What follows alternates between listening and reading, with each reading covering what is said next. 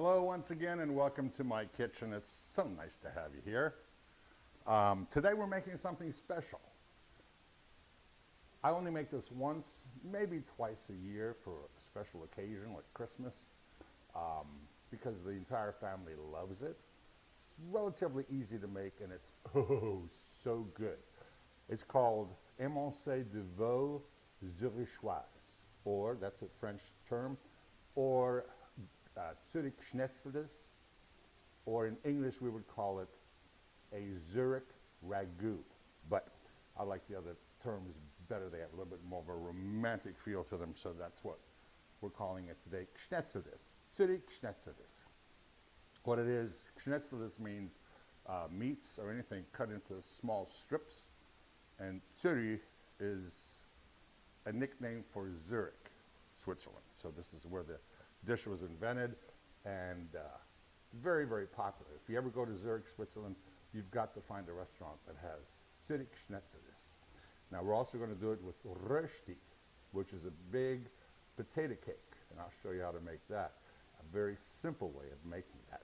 The first thing we'll do though is we'll introduce you to the ingredients that we have today. So let me grab the camera and I'll show you what we have, okay? Give me a second.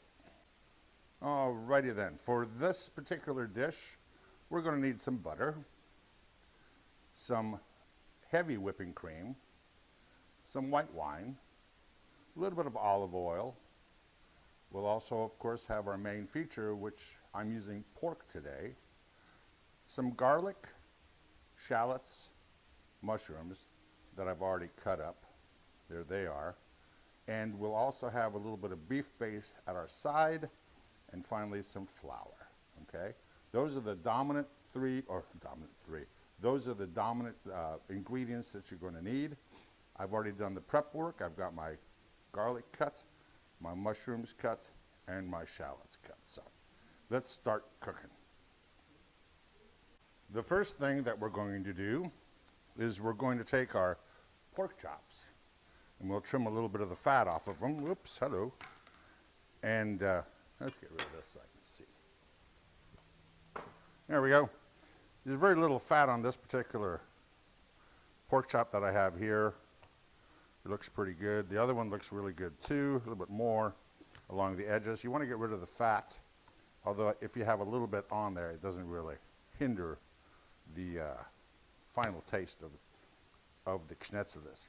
Now, the funny thing is, originally, this was to be made with veal. And the original Zürcher Schnetzlers is still made with veal. But because of the price of veal, people have resorted to other meats, white meats, and they work just as well, ironically enough. But if you go to Zurich or anywhere in the German-speaking part of Europe, if they serve a Schnetzlers, they have to let you know what the meat is. And a lot of times you'll find turkey or chicken or pork. And of course, Germans love their pork. I'm German, so guess what I'm using? Pork. So what we're going to do is we're going to cut it into strips, short strips, enough for a mouthful, relatively thin, maybe 1/8 of an inch or so. And I'm going to cut these pork chops up, and then we'll start frying this stuff up. So while I'm cutting, take a break. Have a glass of wine. I'll be right back. Okay, I cut up the pork into small strips like this. Where are you, camera? There we go. Works out beautifully. What I have here is about 1.25 pounds of the pork. And again, you can use chicken or turkey, of course, no skin. Cut it the same way. Now what I'm going to do, I'm going to put it in this bowl, and I'm going to lightly dust it with flour. And there's a reason for that, predominantly because that'll help thicken the sauce once we get it going. While I'm doing this, I will be, normally I would be heating up the butter and the oil using about a tablespoon of butter and a dash or two of oil. The reason we do that is to keep the butter from burning and still have the butter flavor, which is lovely, just lovely. So I'll finish this up real quick. Like I said, use your discretion as to how much flour you want to put on there. You don't want to coat it like you would have, a chicken for frying, but you want to get a little bit of the meat dusted with the flour. Yeah, that should be good enough. Mix that up a little bit. And I'm going to check on my pan, make sure I've got the right size, and then we'll be good to go. Okay? Super. We want to sear the meat, and that way it keeps the juices in, because the meat at the same time is also going to be cooking in a sauce that we'll make. So now it's nice and bubbly. The butter's doing its stuff. So we're going to add our meat. And saute that down. While I'm doing that, we'll take a break. And I'll be back when we have this meat all done. And I'll show you what the next steps are, okay? Super. Thanks. Well, I certainly hope these technical difficulties have left us. So let's try this again. And we'll heat up the pan that we sauteed the pork in. And we're going to turn it a little low, though, lower. We don't want that high heat. We've got our meat ready to go. It's right here. Set that aside. And the first thing we'll do is we'll add some more butter to the pan. Another half a tablespoon. We can always add more if we need to. And a dash of oil. Just a dash. That ought to do the trick. Now, the thing about sauteing is you want to saute whatever is going to saute quickly last. So what we'll do is we'll wait for this to heat up, and then we'll add our mushrooms. Remember, I cut these up. This is about 6 ounces of mushrooms. Sliced medium thick. You don't have to slice it real thin. Throw that in here. And we got a runner. Ha! And once these get to be a nice golden brown, then we'll add the scallions to it. And of course the garlic too. So there you have it. I'll move this over a little bit. Now this will take a few minutes. So while this is doing its thing, don't forget, mushrooms will absorb a lot of the fat. But at the same time, once they saute, they're going to release a lot of moisture, a lot of liquid. So it's kind of a dichotomy that suddenly you don't have any butter or fat in there, and then all of a sudden it starts all over again. What I'm going to do, though, is I am going to add just a little bit more butter. I said it would probably take a tablespoon. I've only used a half, so.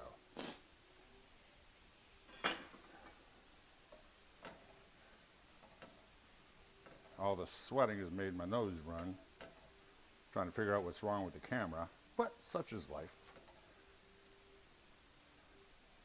Just a little bit more of the olive oil. And these will saute. And as they're sauteing, now I will add my scallions. Those are going next.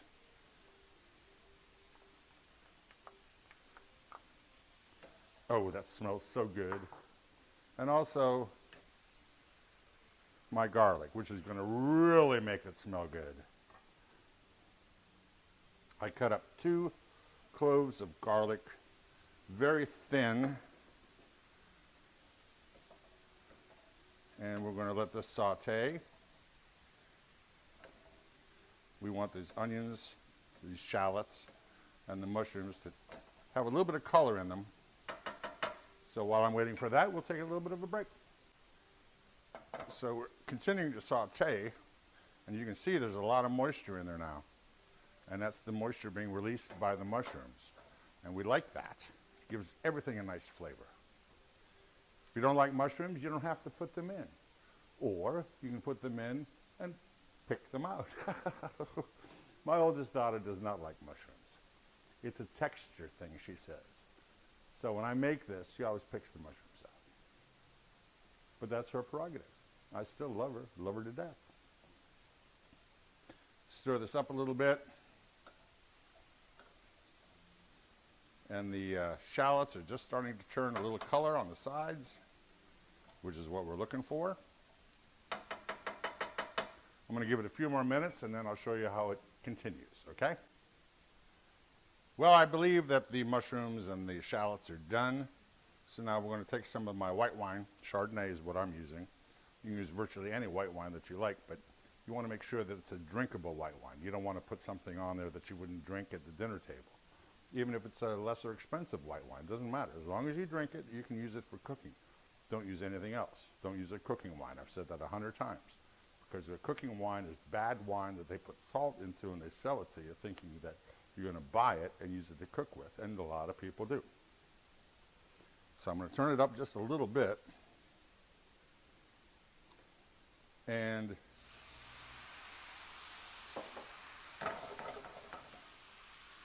with my wooden spoon, I'm going to start scraping up all the goodness that's down there.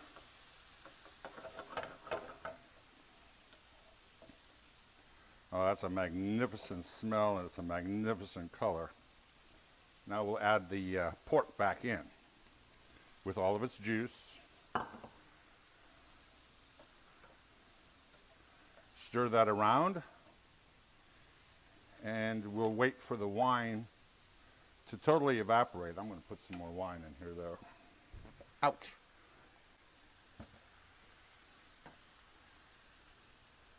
There we go.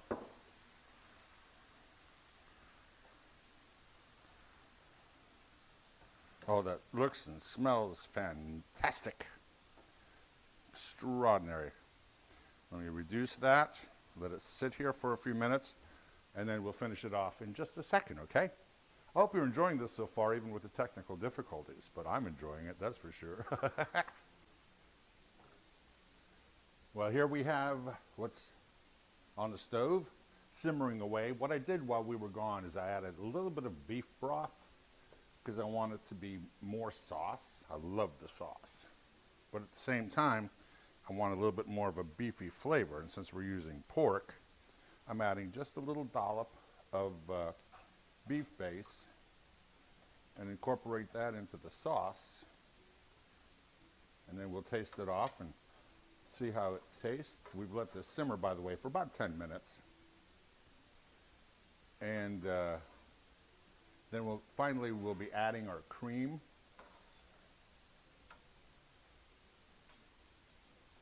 And that'll finish the dish, except for the rösti. You gotta have rösti. Rösti is a Swiss form of a potato pancake. It's made with grated potatoes that are formed into a large plate-size potato cake. But I have a trick that I'm going to share with you regarding the making of the rösti. And you see, because of the fact that we put the flour in there, the sauce has a little thickening in it. We're also using heavy whipped cream when we do decide to add that in just a second. And that's going to thicken it even more. But we're going to put a healthy dollop in there. And then we'll adjust the flavors, the taste. So, we'll start with a little bit of cream. Again, I'm using heavy whipping cream.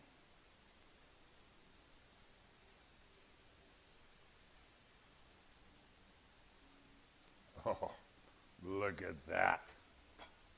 Oh my goodness.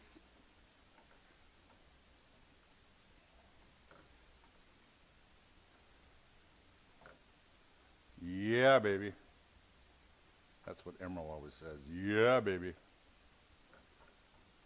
Or Matthew McConaughey, all right, all right, all right. Or me going, hell yes. All right, let's see what we have here.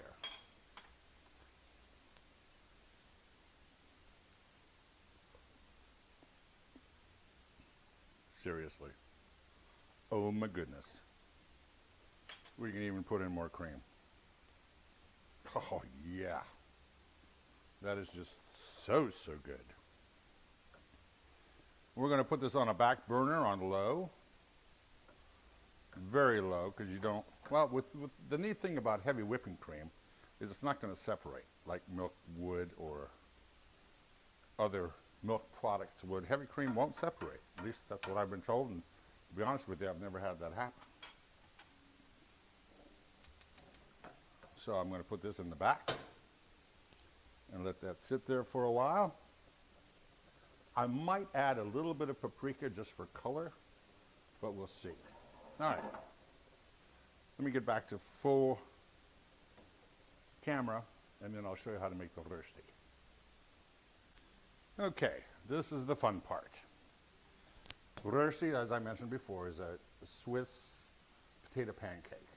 And in Switzerland, they grate potatoes and go through all that. Well, I found a unique way of circumventing all that work.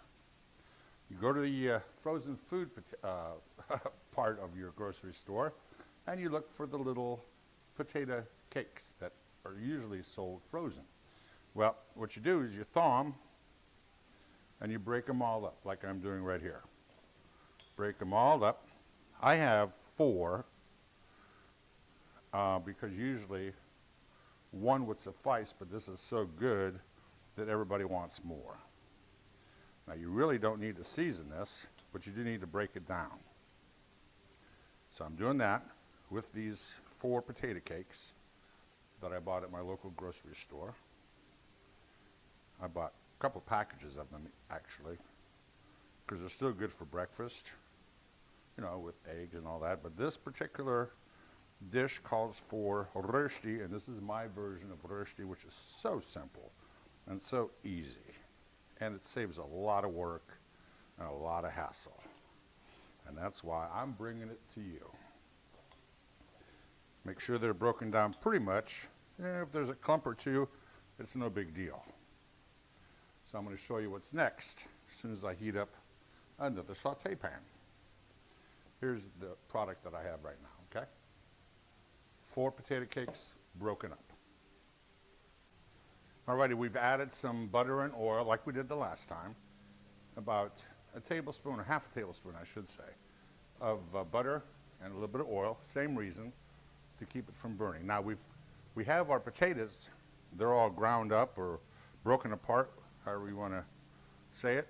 So when this gets a little bit warmer, all we're going to do is we're going to add this into the pan and start pressing it down.